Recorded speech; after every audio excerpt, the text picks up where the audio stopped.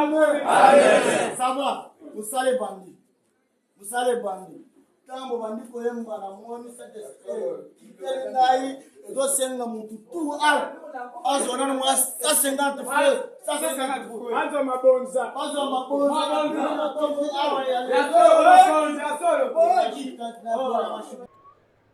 J'interviens ici par motion d'information sur la situation relative mfashe ijambo nk'inyunganizi y'amakuru kugira ngo menyeshe ku bijyanye n'umutekano n'ibibazo by'ubutabazi biri kubera imugwera mu majyepfo y'akarere kanjye kaho yaca. Nyakubahwa perezida w'inteko nshingamategeko, banyacyubahiro bagize ibiro, banyacyubahiro badepite bagenzi banjye, dufite inshingano yo kumenyesha abahagarariye igihugu cyacu ikibazo gikomeye cy'umutekano n'ubutabazi kiri kubera muri Magwera no mu bice byinshi byo mu majyepfo ya teritwari ya Hoacha bitewe n'ibitero byakomeje kugabwa n'abarwanyi ba Adf-Nalu. Uyu mutwe witwaje intwaro ufitanye isano n'umutwe w'iterabwoba wa leta ya Kisilamu Islamic State umaze imyaka myinshi irenga 10 ukorera ibikorwa byayo mu karere ka Beni muri Kivu y'Amajyaruguru. Mu myaka yashize ibikorwa byawo by'ubwicanyi n'ubugizi bwa nabi byagiye byaguka buhoro buhoro bigera mu majyepfo ya teritwari ya Rwomanituri, hanyuma bikwira no muri teritwari ya Mombasa ihana imbibi na teritwari ya Hoacha mu ntara ya Otuere. Ibitero bya mbere bya Adf-Nalu muri teritwari ya Hoacha byagaragaye mu ntangiriro z'uku kwezi kwa Mutarama 2026, notamment la chefferie d'Ateru, la chefferie de Kebo, la chefferie d'Andobi. Icyakora ibintu byarushijeho kuba bibi muri Mata ubwo abaturage benshi bahungaga bava mu mudugudu wa Matekmis mu bwami bwa Welzi Ndazi muri teritwari ya Mombasa, bahunga ubwicanyi, ibitero, gushimutwa ndetse n'ibindi bikorwa by'urugomo bikorwa n'uyu mutwe witwaje intwaro.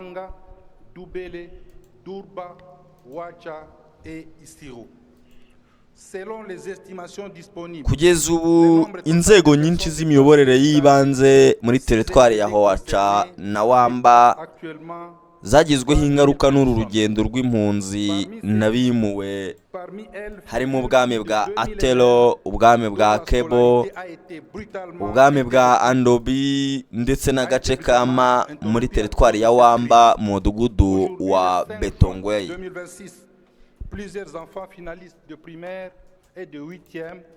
Imidugudu n'utundi duce byinshi byibasiwe cyane cyane ku muhanda wa Tingo no mu duce twa Nepoko, Andundu, Angbalai, Apodo, Sokopa na Mumba. Le massacre, les enlèvements et les exactions perpétrées par ce groupe armé.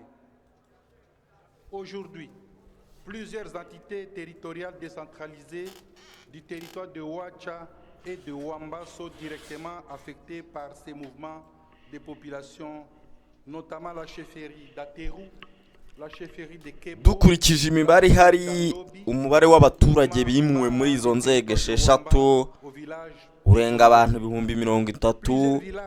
Murimo habarimo abanyeshuri barenga 2,000 bahagaritswe amashuri mu buryo butunguranye kubera iki kibazo. Kugeza uyu munsi tariki ya 5 Kamena abana benshi bari basoje amashuri ubanza n'icyiciro cya 8 badashobora gukora ibizamini bya leta bisoza umwaka w'amashuri.